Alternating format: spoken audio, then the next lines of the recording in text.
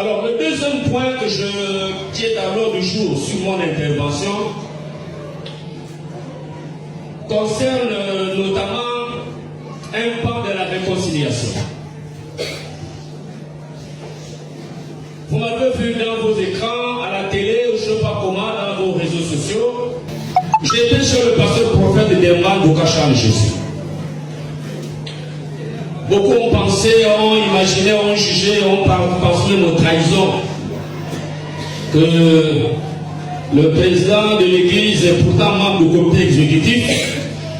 Il s'est rendu chez le pasteur Boka. Comment ça peut s'expliquer? Amen. Si tu as pensé négativement sur le pasteur Samar, il est mieux que tu te confesses. Vous connaissez là surtout mon petit bureau. Parce que j'ai beaucoup entendu, mais je n'ai pas de problème avec qui que ce soit. Et rien ne me fait mal dans tout ça, parce que souvent je suis prêt. Amen. Si j'interviens aujourd'hui, c'est sous l'autorisation du président du comité exécutif, que vous voyez, il est là derrière moi. Pour ceux qui ne savaient pas, il était au courant de mon déplacement vers le pasteur Lucas. Amen. Je l'en ai parlé. Donc le pasteur Samar, votre père, ne prend pas des initiatives n'importe comment. Alors, après avoir prévenu le président du comité exécutif, je lui disais que si le pasteur Lucas sollicite me rencontrer, le président, j'irai. Qu'est-ce que tu en penses? Il n'a pas trouvé d'objection. Nous sommes des serviteurs de Dieu. Le pasteur Lucas est un serviteur de Dieu. Personne ne l'ignore. Au moins pour ceux qui connaissent les ADP depuis plus de 10 ans ou 5 ans ou 8 ans ou plus.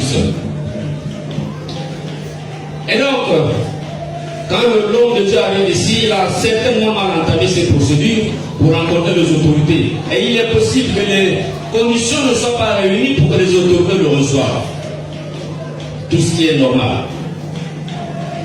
Et quand il a cherché à le rencontrer, parce qu'il me connaît bien, et je le connais très bien, pour avoir travaillé avec lui, c'est quelqu'un qui n'habite pas au Gabon, qui vient momentanément. Je me suis dit, s'il repart, à tel moment, je le verrai parce que je cherchais des informations. Dis Amen. Alors, sur ce point de vue-là, il a sollicité de me rencontrer. Et je lui ai dit, je vais arriver. Déjà qu'au niveau de ma hiérarchie, elle était déjà informée. Et pendant que j'y pensais, j'ai vu des jeunes aussi qui voulaient avoir certaines informations, avoir de la vérité sur certaines choses. Moi, c'est ce qui me préoccupait plus. C'est savoir les profondeurs de certaines choses que j'entendais, que tout le monde entendait. Et je devais être à la source pour avoir ces informations-là et les récupérer de façon ferme et claire. Pour que si je parle au nom de ces informations, moi j'ai les preuves. Et c'est ce qui fut fait. Et pendant que j'y pensais, il y avait aussi d'autres jeunes pentecôtistes qui voulaient également la même chose que moi. Et qui m'ont demandé, nous avons envie d'aller rencontrer le pasteur Lucas. Et toi, en tant que président de notre église, qu'est-ce que tu en penses? J'ai dit, j'ai aussi un rendez-vous avec lui. Alors, on peut aller ensemble. Amen. Nous sommes partis, j'ai préparé un questionnaire de 8 types. Sur tout ce que je me demandais, ce dont je me posais des questions, là où devait avoir la vérité, je voudrais que le pasteur me parle et qu'il m'écoute. Et je suis parti bien préparé avec 8 chapitres. Et je lui ai posé des questions pertinentes, sans langue de bois, sans réfléchir, sans avoir honte ou complexe. Et il m'a répondu également avec courage, simplicité, humilité et sans pour autant qu'il y ait une langue de bois ou un tabou. Et ceux qui étaient présents vont vous dire comment était l'échange, tellement instructif et très important. Je fais partie de cette église depuis plusieurs années. J'ai connu Christ en 86, je devais avoir 17 ans. Donc je vis là-dedans, je n'ai jamais connu notre église. Donc, s'il y a quelque chose qui se passe dans l'église où j'aime tant, je dois chercher à porter ma contribution, n'est-ce pas, pour construire, pour arranger. C'est cette démarche que je prends depuis des années. Donc le pasteur Lucas nous a répondu à toutes les questions qui ont été posées et les réponses à mon avis, était satisfaisante parce que c'est ce que je voulais savoir que j'ai su. Et également, je voudrais qu'il me présente des preuves sur une question. J'avais pensé, ça a commencé, est-ce que... Amen. Amen. Voilà. Donc je pensais, j'avais plusieurs interrogations et que je voulais qu'il me dise des choses. Et il les a dites également. Je ne devais pas intervenir aujourd'hui, j'ai pensé d'abord rendre compte au comité exécutif, présenter ma démarche, présenter ce que j'ai eu comme échange, déposer auprès du comité exécutif ce que je peux obtenir comme preuve de certaines choses. Et la question primordiale, c'est la dissolution de la CCPR. Cette question m'a beaucoup dérangé, en ce sens que ces bien-aimés devraient revenir aux ADP et que pour des raisons qui sont dans le spirituel, parce que c'est là que je l'ai su, la CCPR a été dissoute. Et je fus, je crois, le premier à en parler sur les réseaux sociaux et plusieurs questions m'ont été posées. As-tu les preuves? Je me suis senti coupable d'un mensonge. Amen. Je me suis dit, si ceci n'est pas avéré, alors je vais mentir à la face du monde.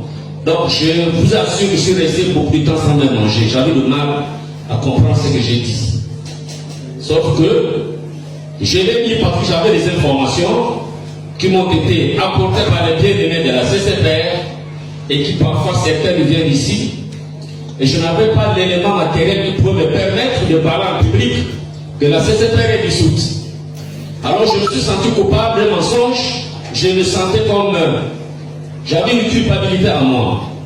Donc je ne pouvais pas laisser le pasteur local repartir sans que je l'écoute, sans qu'il me dise ce qu'il y a réellement.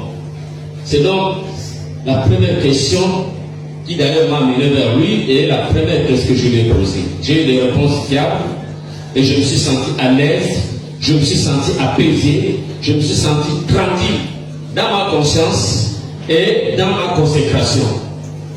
Donc je n'avais pas menti et celui qui m'avait donné les informations n'avait pas menti non plus. Amen.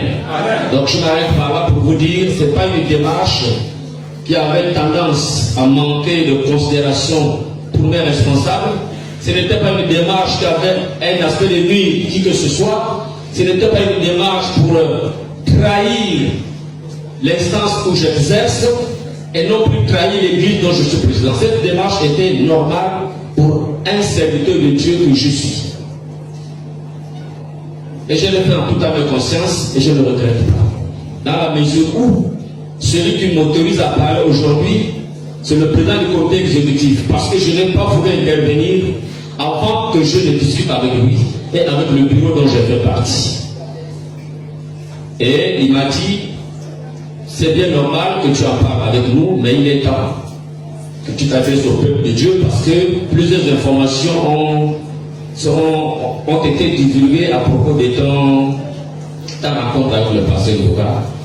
Donc parle à ton peuple, certainement ça ira, je ne vois pas pourquoi. Est-ce que ça filme là? Vous filmez là?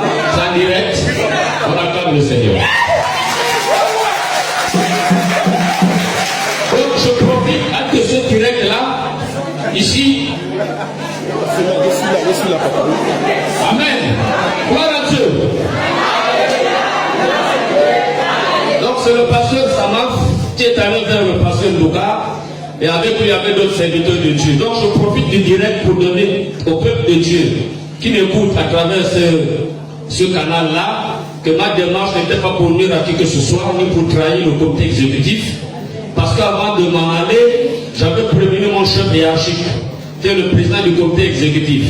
Amen. Je n'avais pas besoin d'en parler aux autres chefs des instances parce que mon chef c'est lui.